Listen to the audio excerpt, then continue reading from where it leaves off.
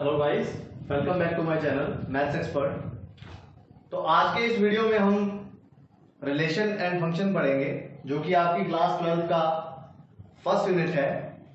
तो चलिए देखिए, स्टार्ट करते हैं इसको। और हाँ, एक बात ध्यान रखिएगा, जो भी आपने सेट्स के बारे में जानते हैं, लाइक 11th क्लास का फर्स्ट यूनिट था सेट्स, तो उसके ऑपरेशंस के बारे में सब कुछ हमें पता होना चाहिए। तो आप सबसे पहले, नीचे मैं डिस्क्रिप्शन में लिंक दे दूंगा उसका, तो आप सबसे पहले उस वीडियो को देखिएगा ताकि आपके जो ऑपरेशंस हैं वो बिल्कुल क्लियर हो जाएं। उसके बाद आप इस वीडियो को देखिएगा ताकि आपको रिलेशन एंड फंक्शन बहुत ही अच्छे से समझ आ पाए। ठीक है, बाकी मैं कोशिश करूंगा कि उस वीडियो को देखने की जरूरत ना पड़े। चलिए स्टार्ट करते हैं अपना वीडियो। तो आज का जो टॉपिक है वो है रिलेशन एंड फंक्शन। इससे पहले इसकी एक बहुत ही बेसिक सी प्रॉपर्टी अपने स्टार्ट करते हैं। बहुत ही बेसिक सी प्रॉपर्टी है, हमें इस चीज की नॉलेज होनी चाहिए, Cartesian product of two sets.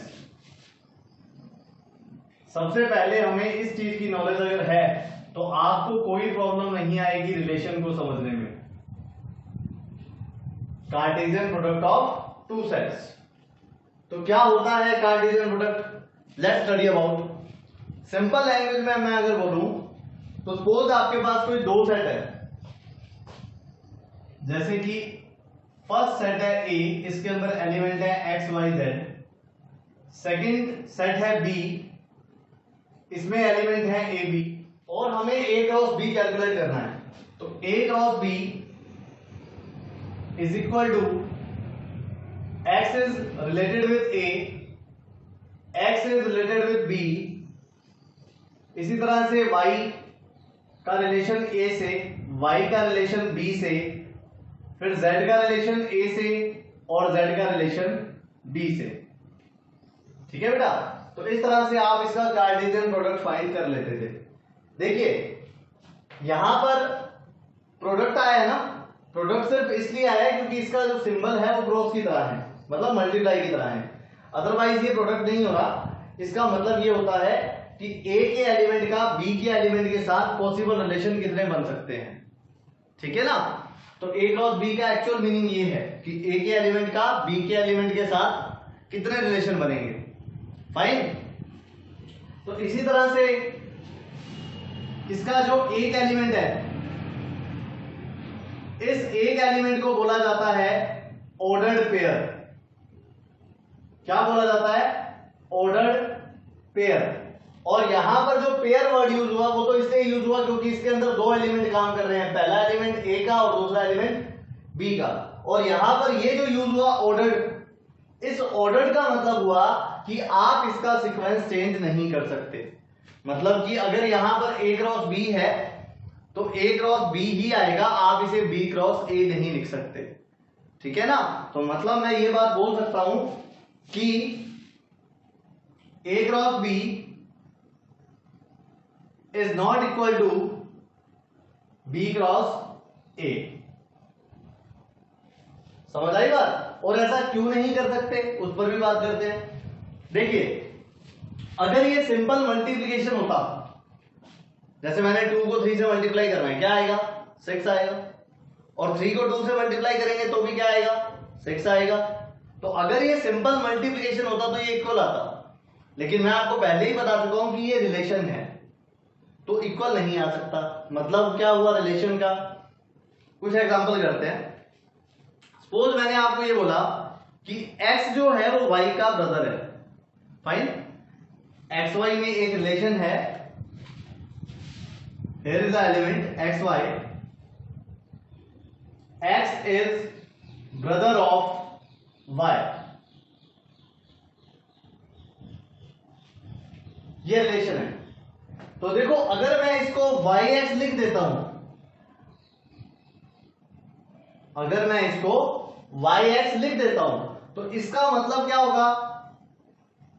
y is brother of x। सही है बेटा, यही मतलब होगा इसका।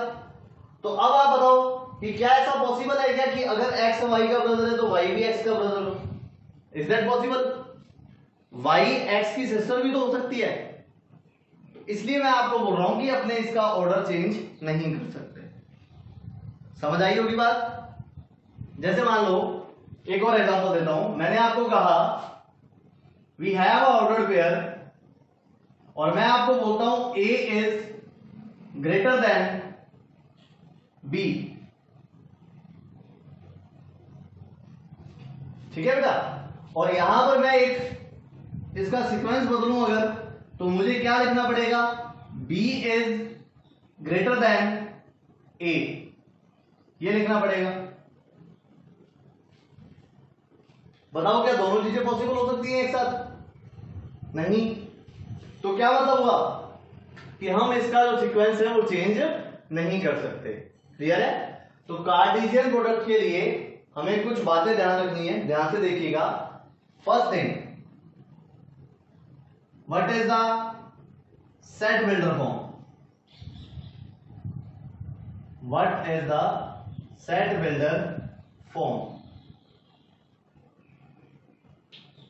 ठीक है, अगर हमें A क्रॉस B कैलकुलेट करना है तो इसकी जो सेट बिल्डर फॉर्म होगी वो ये होगी। ऑर्डर्ड पेयर की फॉर्म में इसमें एलिमेंट आएंगे, जहां पर first element will belong from A as well second element belong from B and one symbol will appear here for all. For all का मतलब ये हुआ कि X के जितने भी एलिमेंट हैं उनका रिलेशन Y के जितने भी एलिमेंट हैं उनसे बनाना है। ठीक है ना? तो इसको अपने बोलते हैं सेट बिल्डर फॉर्म। क्लियर हो गई बात? Second thing, this XY is called ordered pair. जितने भी इसके अंदर एलिमेंट आएंगे उन सभी को क्या बोला जाएगा? ऑर्डर्ड पेयर बोला जाएगा। Third thing,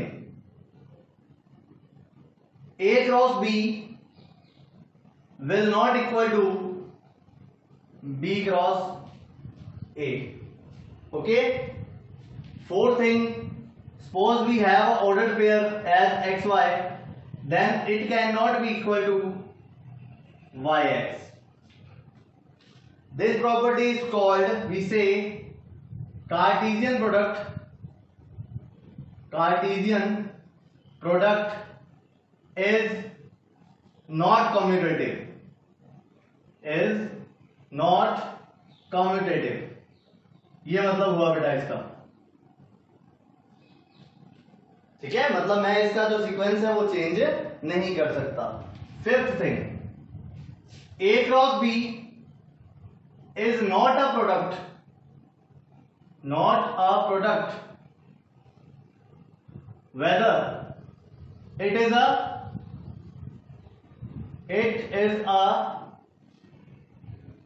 relation between the elements of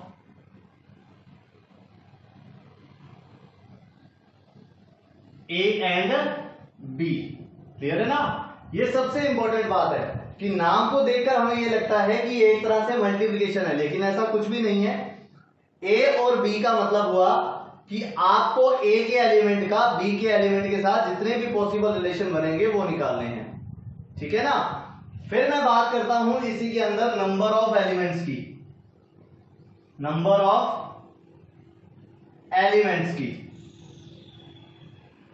suppose बेटा n ऑफ A का मतलब है कि A में कितने एलिमेंट हैं। सपोज A के अंदर स्मॉल p एलिमेंट है, ठीक है ना? फिर अपने पास है n ऑफ B, मतलब B में कितने एलिमेंट है? B में q एलिमेंट है। तो आपका क्वेश्चन ये बना कि A क्रॉस B में कितने एलिमेंट होंगे? तो वेरी सिंपल, इनको मल्टीप्लाई कर दीजिए, it will be P into Q। Clear है? तो इस तरह से आप A क्रॉस B में नंबर ऑफ एलिमेंट्स फाइंड कर सकते हैं। Any doubt? ठीक है, रिमेंबर वन थिंग, A और B दोनों नॉन वॉइड सेट होने चाहिए, मतलब खाली नहीं होने चाहिए। Is that clear? Okay, next आगे करते हैं। इतना कुछ नॉलेज होने के बाद हम हमारे टॉपिक पे चलते हैं, which is nothing but relation. This is the topic. Relation क्या है। तो देखो बेटा, रिलेशन को कैसे एक्सप्लेन करोगे आप लोग। यू से relation is subset of A cross B and denoted by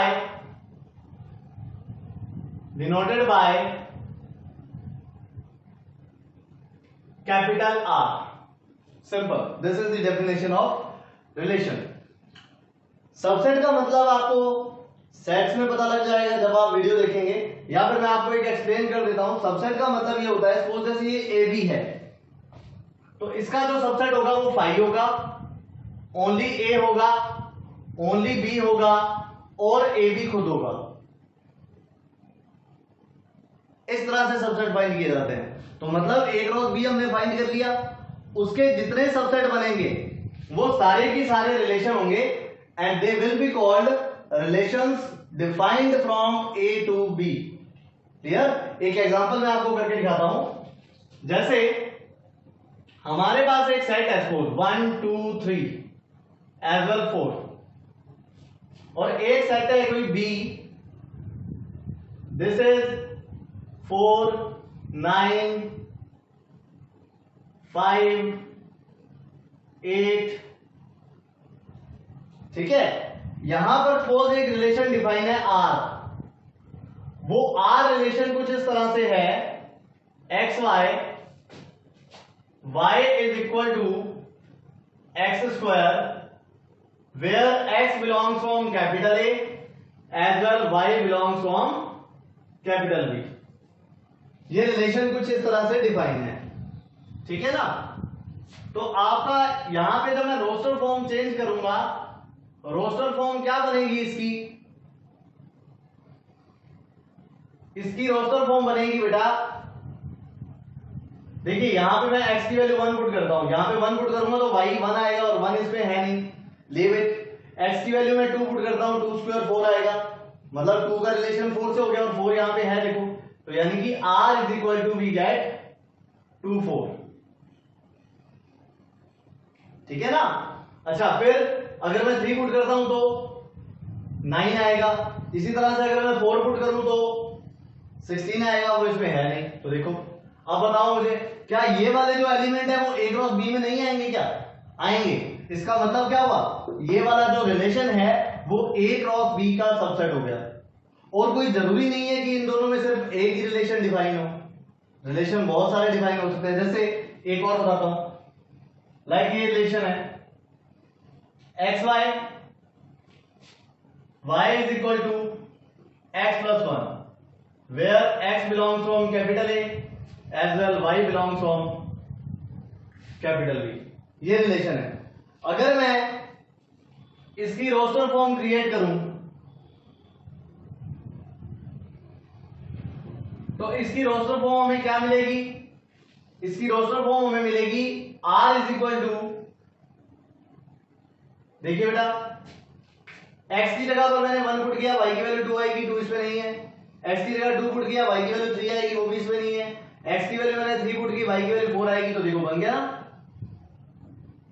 3 का रिलेशन 4 से। 4 पुट करूंगा 5 आएगा, ये लीजिए, सही है ना।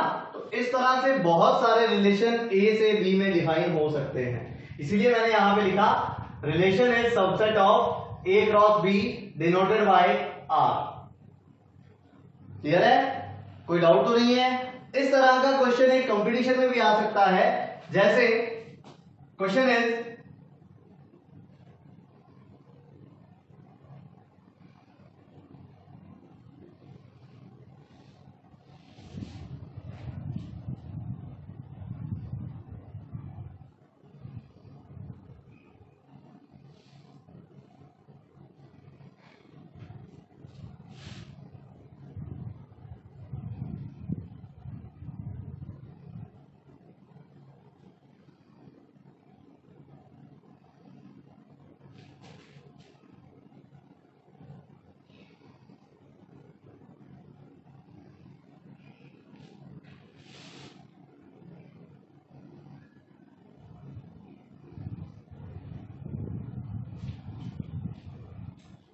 if n of a is equal to 2, n of b is equal to 3, then find the number of relation is defined from a to b.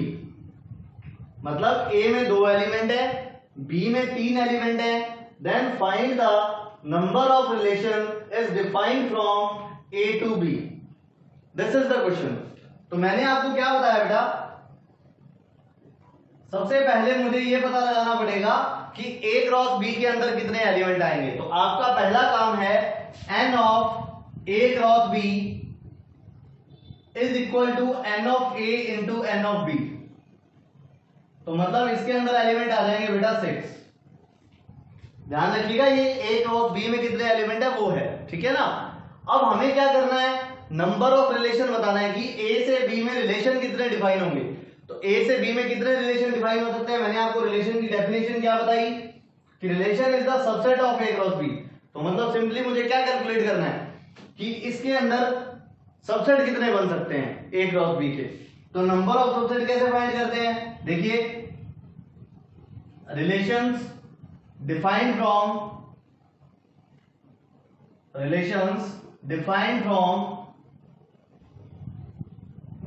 a to b is equal to, formula is 2 raised to the power n, mean to say 2 raised to the power 6 is equal to what, 64।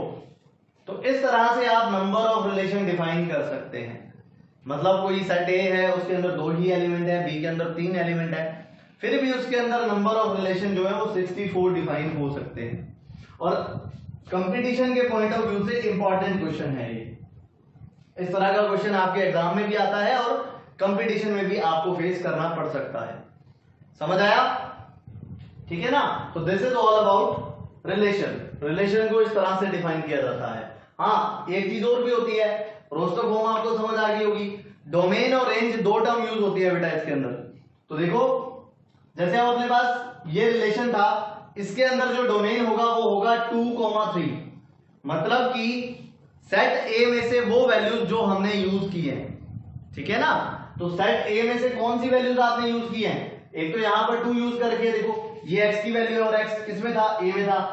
इसी तरह से ये x की value है, ये भी a में था। तो मतलब इसका जो डोमेन होगा वो हो जाएगा 2,3। एज वेल जो इसकी रेंज है वो हो जाएगी 4,9। मतलब y में से जो वैल्यूज निकालनी है। और एक वर्ड आता है कोडोमेन। तो बाद वाला जो सेट है, ये वाला, ये जो बाद वाला सेट है, इसको अपने क्या बोल देते हैं, इसको बोल देते हैं कोडोमेन। क्लियर हुई बात। तो आज के लिए इस रिलेशन में इतना ही। इसका जो बेसिक है वो आप क्लियर कर लीजिएगा बेटा। 11th क्लास की बुक उठाना, उसके अंदर जो फर्स्ट यूनिट है sets, as well second unit है रिलेशन एंड फंक्शन। एटलीस्ट थोड़ा बहुत क्लियर होगा तो आपको ज्यादा इजीली समझ आएगा। बाकी I will try that I will describe all the things here. Thank you very much for watching. अगर ये वीडियो पसंद आए तो लाइक, सब्सक्राइब और शेयर करना ना भूलिएगा। Thank you very much.